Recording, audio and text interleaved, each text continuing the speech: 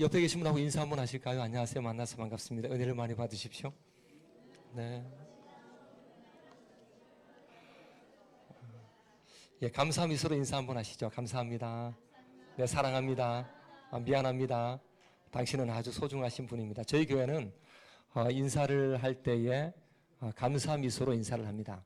그래서 이 네 가지 용어를 쓰는데 감사합니다. 사랑합니다. 미안합니다. 당신은 아주 소중하신 분인데 그래서 감사 미소로 그렇게 인사를 합니다. 여러분도 아마 옆에 계신 분하고 인사 한번 해보실까요? 감사합니다. 네, 사랑합니다. 미안합니다. 당신은 아주 소중하신 분입니다. 제가 가는 교회마다 참 잘 되는 교회가 여러 가지 특징을 갖고 있는데 그 중에 두 가지의 특징을 분명하게 갖고 있습니다. 하나는 찬양의 은혜가 넘친다라는 것이죠. 제가 이 앞에 앉아서 찬양하는데 막 눈물이 날 정도로 참 은혜로운 교회구나 하는 생각을 하나 했고, 그리고 또 하나는 인사를 하는 모습을 보면 그 인사 속에서 참 교회가 복되구나 하는 것들을 아주 많이 발견합니다. 근데 귀한 교회는 제가 한 25년 전쯤에 은강교회에 대한 소문을 그때 들었습니다. 아주 오래전에 제가 듣고 오늘 그 소문에 근거하여 이 교회를 방문하게 된 것입니다. 제가 칠곡에 좀 살았던 적이 있습니다. 그때에 하나님의 말씀을 묵상하기 위해서 복원 전문대에 올라가서 말씀을 펼쳐놓고 말씀을 연습을 하고 또 말씀의 은혜를 사모하는 마음으로 그렇게 복원대에서 그렇게 말씀을 준비한 적이 있습니다. 그때에 은강교회에 대한 소식을 그때 들었죠. 은강교회 사람들은 굉장히 따뜻하고 또 정이 많고 그리고 그곳에 계신 분들이 굉장히 순수하며 그리고 동네 안에서 사람들에게 인정을 많이 받는다라는 이야기를 제가 그때 아주 많이 들었습니다.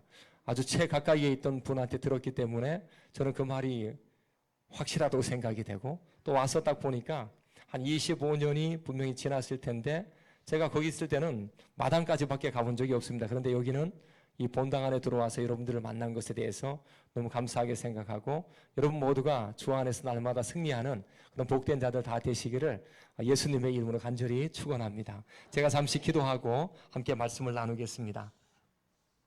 하나님 감사합니다.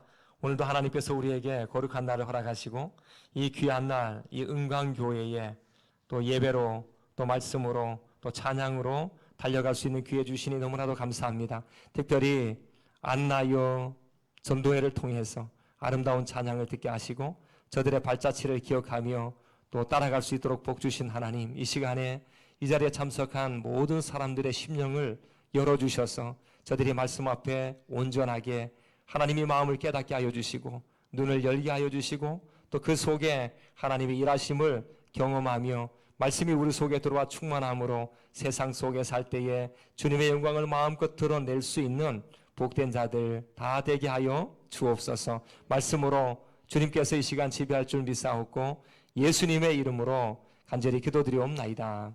아멘. 몇 해 전에 저희 교회에서 아주 특별한 사건이 하나 있었습니다. 그것은 교회에 계시는 우리 장로님, 그 장로님 가운데 한 분이 참 신앙도 다 좋죠. 믿음도 좋고 또 믿음 생활을 굉장히 열심히 하는 그런 장로님이십니다. 키는 저보다 좀 작지만 그런데도 불구하고 그는 하나님의 나라를 위해서 애쓰는데 그에게는 3명의 자녀가 있습니다.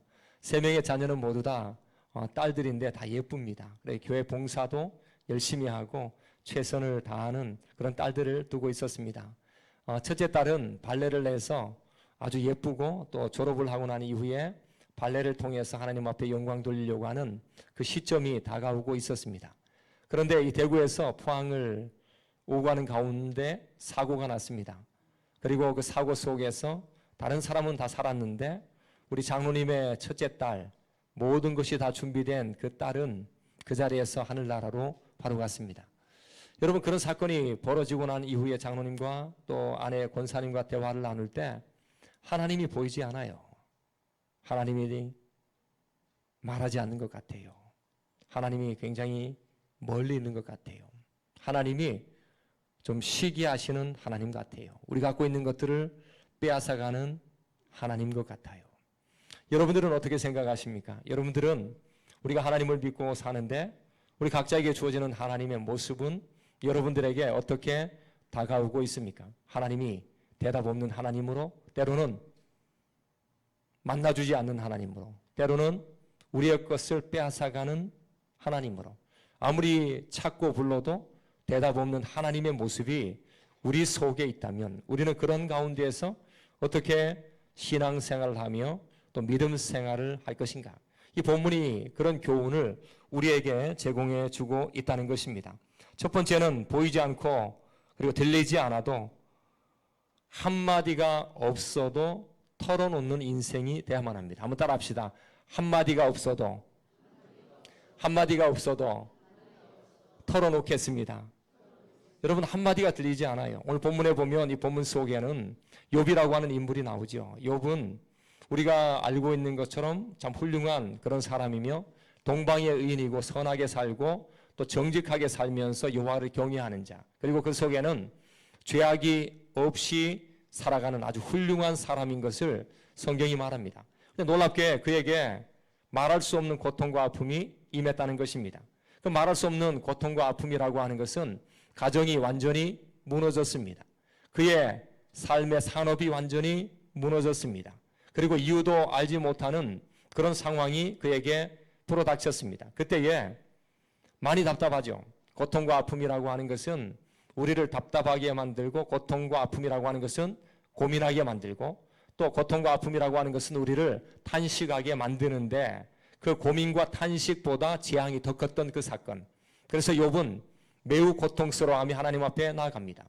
앞을 보아도 하나님이 보이지 않고, 뒤를 보아도 하나님이 보이지 않고, 우측에 있는가 해서 우측에 보아도 하나님 보이지 않고, 좌측에 보아도 하나님이 보이지 않는 그 상황 속에 답답함을 가지고 있는 그의 모습이 이 본문 속에 있다는 것입니다. 여러분들은 주변에 얼마나 많은 친구분들을 모시고 있습니까? 오늘날에는 이 나이가 점점 많아가는 고령화 시대 속에 우리가 살고 있습니다. 나이가 들면서 이제는 좋은 친구를 아주 많이 사귈 수 있는 그런 때입니다. 나이가 드는데 친구가 없다라고 하면은 그것만큼 힘든 일이 없다는 것이죠. 저에게 얼마 전에 등록을 한 사람이 있습니다. 그 등록하신 분은 91세가 등록을 하셨습니다. 근데 굉장히 건강한 모습으로 오셨습니다. 그리고 81세가 다시 등록을 했습니다. 근데 두 분이 등록을 하면서 두 분의 관계가 뭐냐고 제가 물으니까 친구 관계라고 얘기를 했습니다. 나이가 지금 10살 차이 나는데 어떻게 친구가 될 수 있느냐라고 하니까 91세가 말하는 것입니다. 제 동기들이 많이 죽어서 친구가 없다. 나이와 상관없이 81세도 나의 친구다. 그런데 건강은 91세가 더 건강한 모습을 제가 본 적이 있습니다. 여러분, 지금 우리가 살아가는데 100세 시대라고 하는 말을 아주 많이 합니다. 어느 누구나 전부 다 건강관리 잘해가지고 한 100세까지 갈 수만 있다면 그것만큼 복된 게 어디 있겠습니까? 문제는 주변에 따뜻한 친구들이 많으냐, 아니면 친구가 있느냐 없느냐 하는 문제들이죠. 여러분, 우리가 이 고민, 아픔, 괴로움 이런 것들을 누군가에게 대화 나눌 수 있는 친구가 있다면 참 중요하고 또 중요한 것입니다. 왜냐하면 내 속에 있는 우라통, 가슴 속에 쌓여있는 분노를 제거해낼 수 있기 때문에 우리에게 있는 이 괴로운 순간들, 우리에게 있는 아픔의 순간들, 또 우리에게 있는 두려움에 대한 순간들을 나눌 수 있는 사람이 있다면 그것만큼 귀한 것 없다라고 하는 것이죠. 이 다윗은 이런 고백을 합니다. 시편 32편 3절에 보니까 내가 입을 열지 아니할 때에 종일 신음함으로 내 뼈가 쇠하였나이다.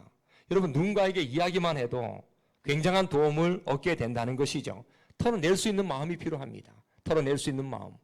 제가 보니까 이렇게 안나 우리 여전도에 계시는 이분들을 보니까 참 제가 한 30년 전쯤에 다른 교회 강사로 갈 때가 있었습니다. 찬양하는 모습을 보고 저분들의 어떤 목소리를 딱 듣는데 영성이 느껴지는, 영성이. 그리고 이 교회에 참 흔적이구나 할 생각이 드는 것이고 또 발자취구나. 그리고 저분들이 할 일이 무엇이겠는가 생각해 볼 때에 이 교회에서 이 무릎 꿇고 기도할 수 있는 그런 어머니가 아니겠는가 하는 생각들이 들면서 한 30년 전쯤에 제가 어느 집회에 갔던 일이 기억났습니다. 그때에 그 집회에 갔는데 제가 집회를 인도하고 난 이후에 참 집사님이셨어요. 나이가 많으신 집사님이 제 손을 꼭 잡고, 그때 제가 전도사였는데, 전도사님 갈 때 기도 제목 주고 가세요, 이렇게 얘기했어요. 그래서 제가 참 너무 감사하다 해서 기도 제목을 3가지를 주고 돌아왔는데, 그분은 어떤 분인가 라고 할 때에 그분은 앞이 보이지 않는 분입니다.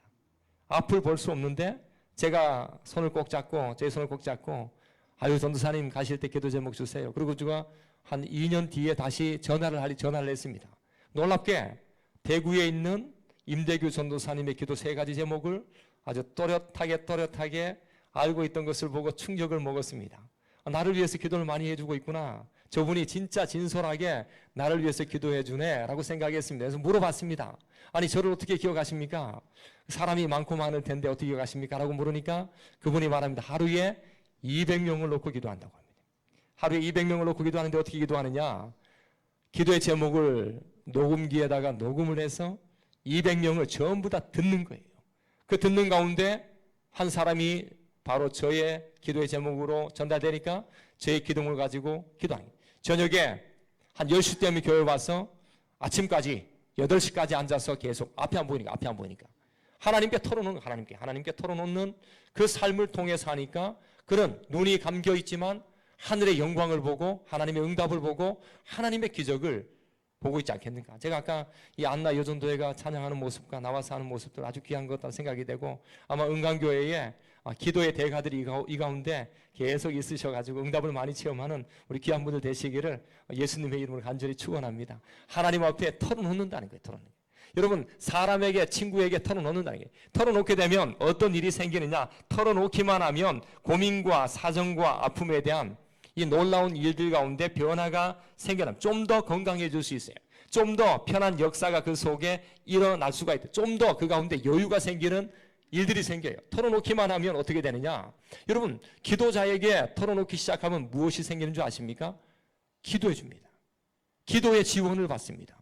여러분 털어놓기만 하면, 기도자에게 털어놓기만 하면은 그 사람을 통해서 위로의 지원의 역사가 시작되기 때문에, 그래서 사람들에게, 친구들에게 털어놓을 수 있는 것, 정말 좋은 친구, 믿음의 친구, 신앙의 친구가 우리 주변에 있다면 털어놓는 것, 우리 교회의 장로님과 권사님과 집사님들이 그와 같은 역할을 하고 있다면 그 속에는 놀랍게 힘든 일을 당해도 믿음으로 털어놓은 가운데 하나님의 응답의 역사를 경험하게 된다는 것이죠.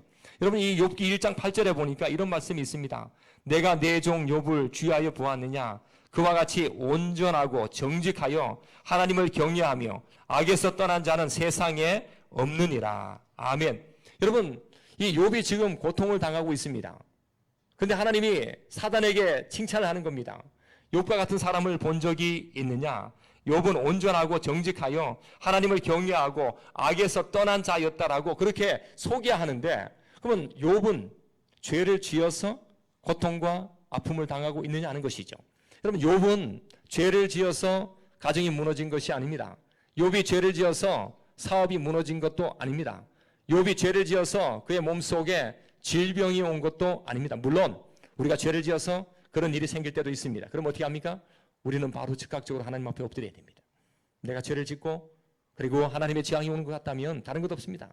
두말할 필요 없습니다. 가장 먼저 주님 앞에 엎드려 자복하는 것이 가장 귀한 것입니다.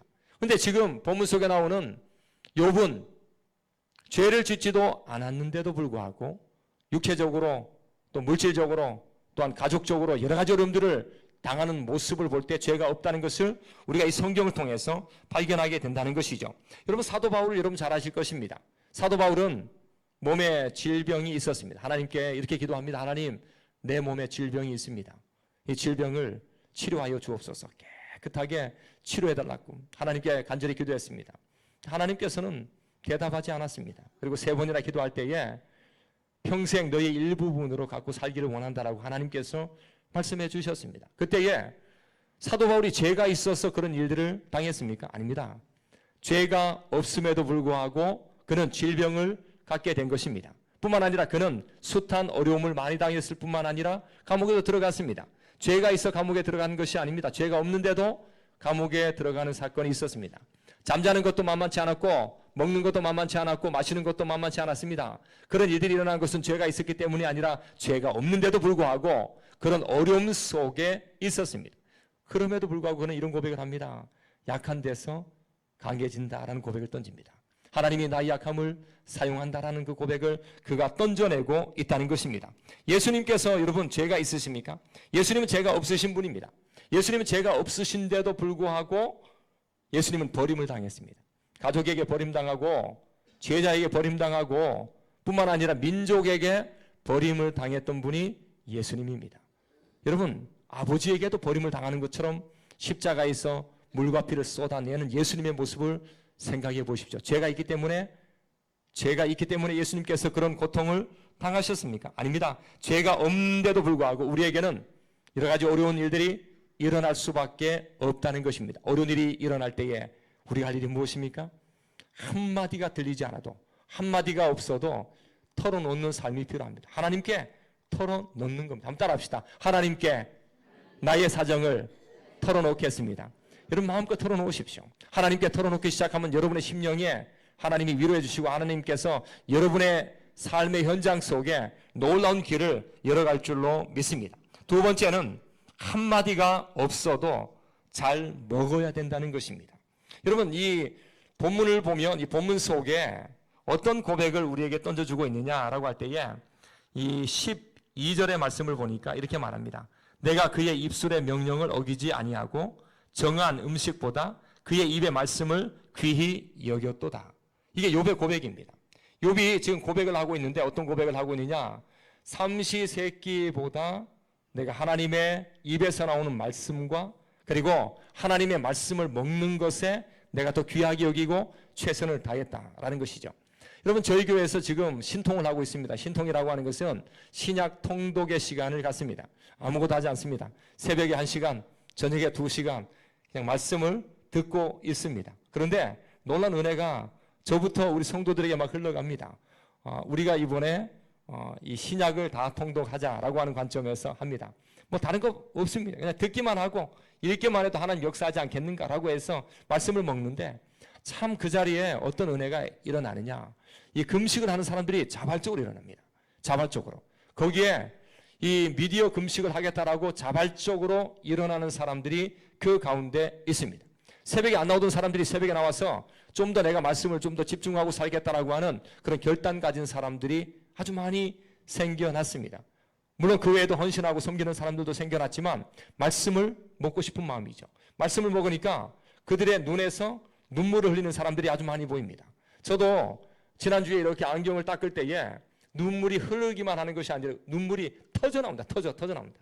터져나와서 눈에 터져나와서 안경에 묻어있는 모습을 딱 보니까 너무 감사하다. 하나님 앞에 나와서 기도하고 말씀 보면서 감동될 때 눈물이 터져가지고 이 안경에 묻고 있는 모습만 봐도 대단하구나. 여러분 이 삼시세끼보다 하나님의 말씀을 더 사모하는 이 모습, 그래서 먹는 것을 욥이 잘 먹고 있다는 것이죠. 여러분 욥은 부자입니다. 먹는 것에 대해서 고민한 적도 없고 잘 먹고 그 다음에 양적으로 질적으로 대단히 잘 먹었던 사람입니다. 여러분도 음식을 먹고 계시죠? 하루에 3끼를 먹습니다. 1년이면 1000끼를 먹습니다. 여러분 10년이면 10,000끼를 먹습니다. 100년을 살면 10만 끼를 먹습니다. 우리는 먹는 데다가 인생을 허비할 정도로 대단히 많이 먹습니다.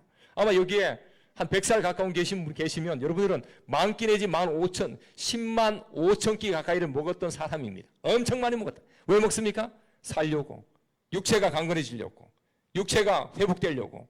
먹는 것이 우리에게 정말 중요한 것입니다. 그래서 우리는 식탐을 가질 때도 있고 또 먹는 것을 통해서 강건해서 많은 일들을 하기 원하는 그런 마음들도 있다는 것입니다. 그런데 욥의 고백을 잘 들어보십시오. 나는 삼시세끼보다 하나님의 말씀을 먹는데 더 귀하게 여겼다.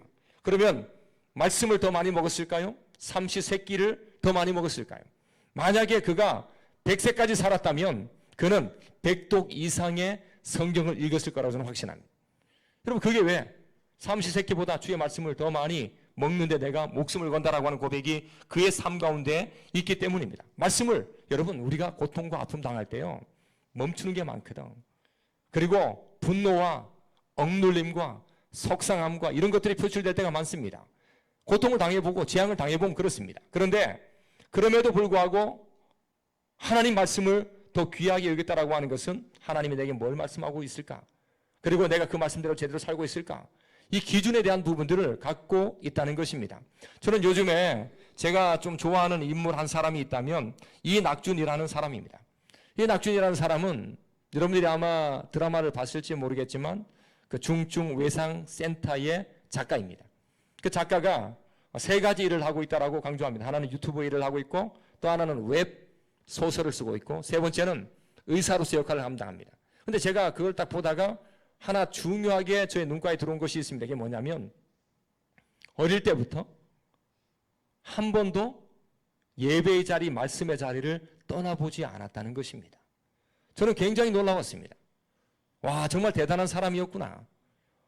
웹 드라마를 쓰고 그다음에 유튜버를 하고 또 병원에서 이비인후과 의사 생활을 하는데 그의 과거의 한 이야기를 딱 들었을 때 깜짝 놀란 게 뭐냐면 교회를 떠나본 적이 없고 여러분 주일의 말씀을 늘 사모했다는 거죠. 우리가 자녀를 가르칠 때에 한 고등학교 2학년 아니면 중3 아니면 고3쯤 됐을 때에 그 아이를 놓고 이렇게 말합니다. 얘야 너는 공부 열심히 해라. 엄마는 교회 가서 기도할 테니 틀린 거예요. 여러분 그 아이가 나중에 자라가지고 그거 배우겠습니까? 얘야 너 지금 고3 아니겠니? 너 지금 기도할 때야. 얘야 너 지금 고3 아니겠니? 너 하나님께 부르짖으면서 공부해라. 얘야 너 고3이 아니겠니? 그러니까 주일 빠지면 안 돼. 말씀 듣고 공부해라. 하나님이 너의 인생을 책임져 줄 거야. 이렇게 나가야 되는데 얘야 너 고3이니까 공부해라. 엄마 아빠만 교회 가가지고 기도하고 널 위해서 간절히 기도할게. 여러분 이거는 잘못된 거예요. 아이에게 말씀을 안 먹이는 거예요. 말씀을 안 먹이는 거예요. 그 작가 이낙준은 어릴 때부터 여러분 말씀을 먹고 자랐다는 거예요. 그것을 떠나지 않았다는 거죠. 그리고 인하대학교까지 가서 공부하고 의사가 되어가지고 나와가지고 자기가 유명한 사람이 되었을 때 사람들에게 던지는 게 뭡니까? 난 말씀 먹고 살았다고. 난 주일날 지키면서 하나님의 말씀을 따라 그 속에서 살아. 하나님이 나를 지금 인도해 주셨다. 이 고백을 아주 멋지게 던져낸다고요. 왜 그렇습니까? 다른 것 아닙니다. 하나님 한마디 말씀 안 하셔도 하나님 앞에서 말씀을 먹고 살려고 애썼던 그 모습이 그 속에 있었기 때문입니다. 제가 지난주에 아주 이런 경험을 했습니다. 저는 저희 교회에 한 분이 전화가 왔습니다. 목사님, 얼마 있다가 그 나이 드셨던 목사님들 섬기는 날을 우리 교회에서 하게 되는데 제가 조금 돕고 싶습니다. 근데 제가 그분 알아요. 그분은 남편이 병으로 돌아가셨어요. 그리고 병으로 돌아가셨다 보니까 얼마나 마음이 아팠겠어요. 그리고 가정도 그렇게 잘 사는 가정이 아닙니다. 근데 전화가 왔어요. 목사님, 제가 좀 돕고 싶습니다. 아이고, 마음 감사합니다. 그런데 형편대로 그렇게 하시면 됩니다. 이렇게 생각했어요. 그러고 나서 했는데 생각보다 어마어마하게 많이 했어요. 어마어마하게. 두 랩돈을 드렸던 그 칭찬의 역사가 아마 그런 여성을 두고 하지 않았겠는가 할 정도로 제가 전화에 물어봤어요. 아니 어떻게 그렇게 많이 하십니까? 라고 하니까 딱 이런 거면 너희는 먼저 그의 나라와 그의 의를 구하라. 목사님, 제 남편이 질병으로 죽을 때에 이런 고백을 했습니다. 저도 한평생 사는데 이런 믿음으로 살고 싶습니다. 있는데 없는데 중요하지 않습니다. 제가 어떤 일이 생길 때마다 주님의 나라를 위해 산다면 그만큼 귀한 것 어디 있겠습니까? 이게 쉽게 나옵니까?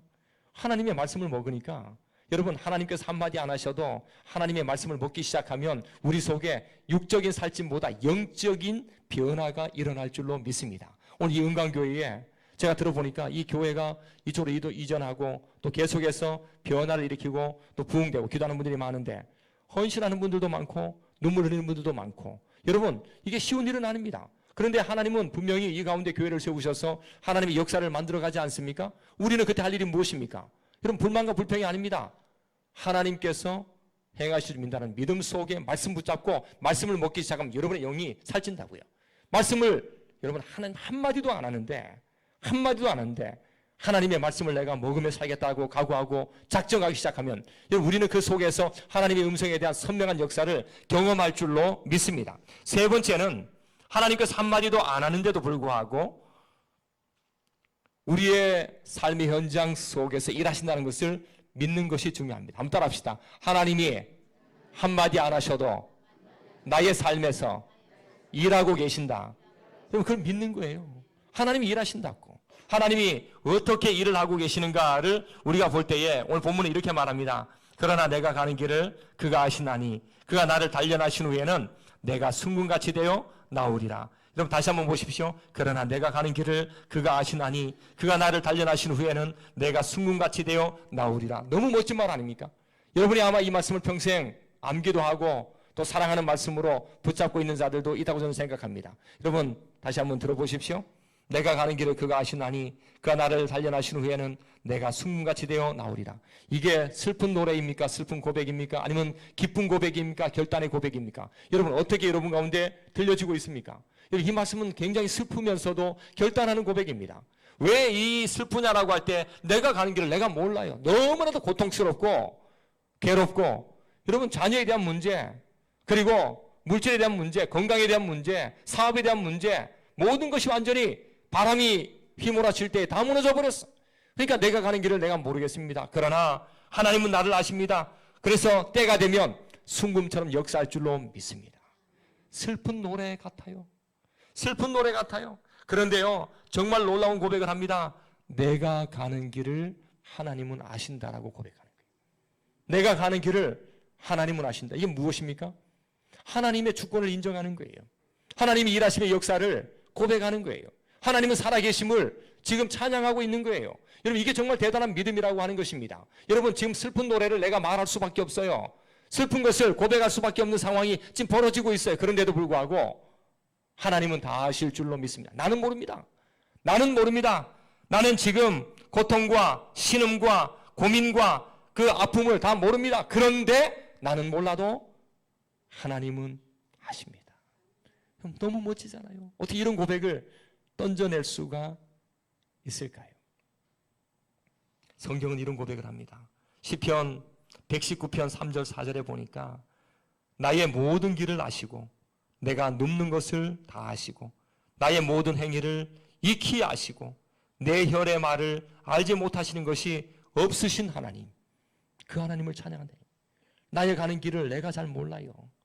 여러분 저도 이 목회를 하면서 참 하나님 앞에 영광 돌리며 살고 싶은 마음이 꿀떡 같아요. 그런데 앞이 보이지 않아. 제가 그래서 목회 담임으로 나와서 하나님 10년 안에 하나를 좀 보여주세요. 하나만 보면 제가 그 하나를 보면서 또 주님의 일을 위하여 주님의 뜻에 맞춰가지고 최선 다하며 살겠다라고 한 가지만 봐도 된다고.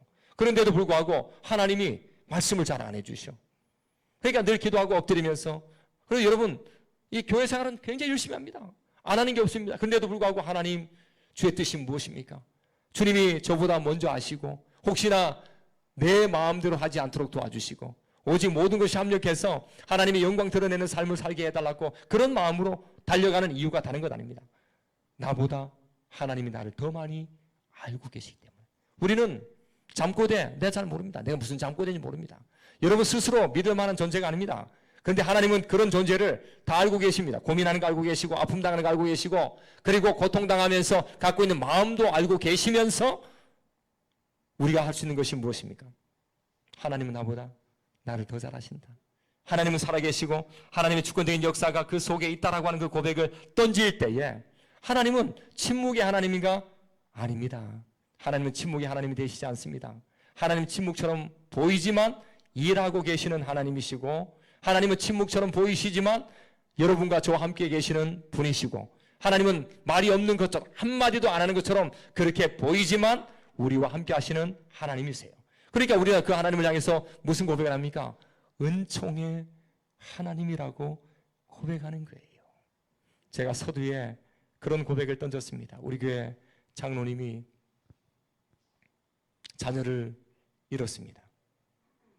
그리고 장례식에서 다 끝나고 저희가 그때 금요일날 예배를 드리기 전에 1시간 전에 만났습니다. 여러분 그냥 앉아서 우는 거 외에는 다른 게 없었어요. 사랑하는 예쁜 딸 하늘나라 먼저 보낸 그 아빠 어머니의 마음은 이런 말할 수가 없습니다. 하나님이 지금 보이지도 않고 하나님 왜 그렇게 하셨어요? 왜 하나님 데려가셨어요?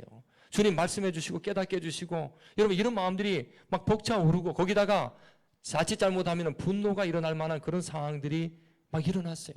목사인 저도 참 너무 안타깝고 가슴 아파 함께 울고 난 이후에 그 장로님과 지금 권사님께서 함께 대화를 나누는데 첫 대화가 이런 대화를 나눠주셨습니다. 목사님, 제가 이번에 딸을 먼저 하늘나라 보낸 것 너무너무 감사한 것 같아요. 근데 물어봤죠. 왜요? 하니까 그 아이가 고등학교 때 수련회 갔다 오다가 교통사고가 났는데 그때에 한 아이가 죽었습니다. 근데 그때 저희 아이가 뇌를 많이 다쳤는데 죽지 않고 살아난 것에 대해서 지금까지 계속해서 감사하고 있었습니다. 혹시나 하나님이 이 아이를 데려갈 때가 된다면 그때 내가 어떻게 반응할 것인가 고민했다는 것입니다. 근데 놀랍게 그 아이를 하나님 데려가셨을 때에 침착하게 하나님께 하늘나라 데려간 건 너무 감사하다. 이 고백을 하면서 저에게 몇 가지 이야기를 하셨습니다. 목사님, 제가 저희 아이를 하늘나라로 보내고 난 이후에 깨달은 것이 있습니다. 제가 장로인데 기도를 많이 못했다는 생각을 갖습니다. 그래서 저희 아내와 기도하기로 결단을 내렸습니다. 목사님, 제가 중고등부 부장으로 섬겨오고 있는데 저 아이들을 바라볼 때에 사랑의 마음이 좀 없었던 것 같습니다.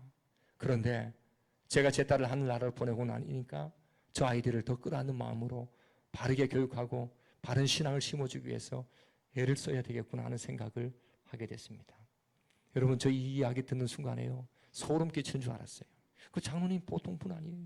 키도 좀 작고. 그런데 여러분, 이게 어떤 일을 당할 때요, 우리가 분노도 잘 표출해야 됩니다. 내 생각도 잘 표현할 줄 알아야 됩니다. 그런데 여러분, 이 생각과 우리의 어떤 말과 그리고 마음속에 있는 것들이 나올 때에 하나님도 보시고 사람도 보시고 그 내용을 보면서 그 사람에 대한 평가가 시작됩니다. 여러분, 이게 아이가 죽었을 때에 목사님, 제가 기도를 많이 못했습니다. 기도하는 자가 되겠습니다. 목사님, 제가 아이들을 사랑하지 못했습니다. 더 많이 사랑하는 자가 되겠습니다. 이게 쉬운 이야기 아닙니다. 이게 정말 어려운 이야기입니다. 우리는 어려운 일을 당하고 난 이후에 그 사람이 어떻게 변화될 것인가, 그리고 은총의 하나님을 만나서 어떻게 새로워질 것인가. 여러분, 성경에 보면 요셉이라고 하는 인물이 나옵니다. 요셉은 13년 동안 어마어마한 고생을 했습니다. 13년 동안 그는 형제들로부터 버림받고 거의 죽임을 당할 뻔하다가 팔려가고 노예가 되고 감옥에 들어가고 그리고 여러 가지 좋지 못한 일에 역류됐던 사람인데 하나님께서 그를 세워내십니다. 그리고 한 나라의 국무총리의 자리까지 올라가도록 하나님 만드십니다. 그리고 다시 아버지를 만납니다. 형제를 만납니다. 이런 고백을 하죠. 내가 이곳에 팔려와 고생했던 것은 이때를 위함인 것 같습니다 하면서 아버지와 형제들에게 그리고 그 민족을 위하여 쓰임받는 내용이 나옵니다. 쉽지 않은 말입니다. 왜 그랬냐고. 도저히 나는 관계 끊고 전부 다 감옥에 보내고 죽여버리겠다, 이런 말 하지 않고 이때를 위한 것은 하나님께서 나에게 그런 은혜의 시간을 주셨고 또 쓰임받도록 기회를 주셨다라고 하는 그 고백으로 그가 말합니다. 여러분, 모세는 40년 동안 엄청 훈련을 받은 사람입니다. 사람 하나 죽이고 난 이후에, 그리고 나서 그가 마음속에 불어오는 여러 가지 어떤 실망적인 마음들 가지고 주님 앞에서 훈련을 받습니다. 40년입니다. 근데 하나님께서 그를 데려다가 사용하십니다. 한 나라의 최고의 지도자로 그를 사용해 주셔서 하나님의 영광을 드러내는 놀라운 존재가 된 것입니다. 혹시 여러분 가운데 재앙 가운데 있다고 생각하는 사람이 있습니까? 뭘 해도 잘 안 된다라고 좌절과 절망 속에 갇혀 있는 분들이 여러분 가운데 혹시나 있는 것은 아닙니까? 여러분들은 그때에 털어내는 작업을 잘 하셔야만 합니다. 때로는 사람에게, 때로는 하나님께 그것을 털어놓으면 그 가운데 하나님께서 여러분의 그 문제와 재앙과 고민과 염려를 바꾸어 놓습니다. 뿐만 아니라 여러분이 어려움 속에 있습니까? 여러분, 한마디가 들리지 않을 때에도 여러분 무엇을 먹고 계십니까? 그 순간에도 먹는 거예요. 그러면 여러분의 영혼이 살아납니다. 여러분의 영혼이 살찝니다. 여러분의 영혼에 마르지 않는 샘 같은 역사가 그 속에서 일어날 줄로 믿습니다. 여러분, 한마디가 들리지 않고 하나님이 보이지 않고 만져지지 않는 그 순간에도 하나님이 일하고 계신다라고 하는 그 믿음의 고백을 던지면 됩니다. 하나님은 살아계십니다. 주님은 지금 나에게 다가오셔서 위로해 주시고 격려해 주십니다. 임마누엘의 그 하나님을 나는 찬양한다는 그 고백이 우리 속에 시작이 되면 우리는 그 속에 은총의 하나님의 역사를 맛보게 된다는 것입니다. 시련을 통과한 사람의 삶은 정말 많이 달라집니다. 어떻게 달라지는가? 여러분, 시야도 달라지고 생각도 달라지고 말도 달라지고 그리고 마음의 넓이도 달라집니다. 간증하는 사람이 됩니다. 하나님의 절대 주권을 인정하는 사람이 됩니다. 하나님의 일하심을 마음껏 찬양하는 그런 사람이 될 줄로 믿습니다. 혹시나 여러분 지금 이 순간 고통 중에 있다면 무엇을 해야만 해요? 아니 목사님, 정말 내가 그렇게 하면 그런 날이 정말 올까요? 염려하지 마십시오. 그 날이 분명하게 옵니다. 믿음으로 고백하십시오. 믿음으로 먹으십시오. 믿음으로 주의 일하심을 마음껏 선포하는 우리 복된 은광교회 성도님들, 또 은광교회 되시기를 예수님의 이름으로 간절히 축원합니다. 함께 기도하겠습니다. 하나님 감사합니다. 내가 가는 길을 나는 잘 모르지만 그가 아시나니 그가 나를 단련하신 후에는 순금처럼 사용한다라고 하는 이 말씀을 붙잡습니다.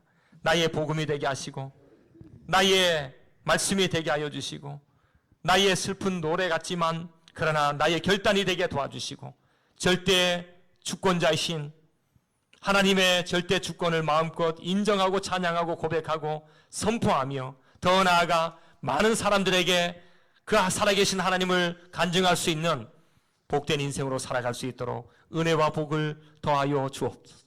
이 자리에 나이 든 사람부터 나이 어린 사람까지 참 아름다운 사람들이 많이 모여 있습니다. 나이 든 사람의 신앙을 따라갈 수 있게 도와주시고 그들의 무릎과 기도 속에 이 교회가 든든히 서갈 수 있도록 도와주시고 다음 세대의 신앙으로 더 건강해지고 다음 세대의 믿음으로 더 건강해지는 복된 교회가 될 수 있도록 우리 하나님께서 은혜를 더하여 주옵소서. 감사드리며 예수님의 이름으로 간절히 기도드리옵나이다. 아멘.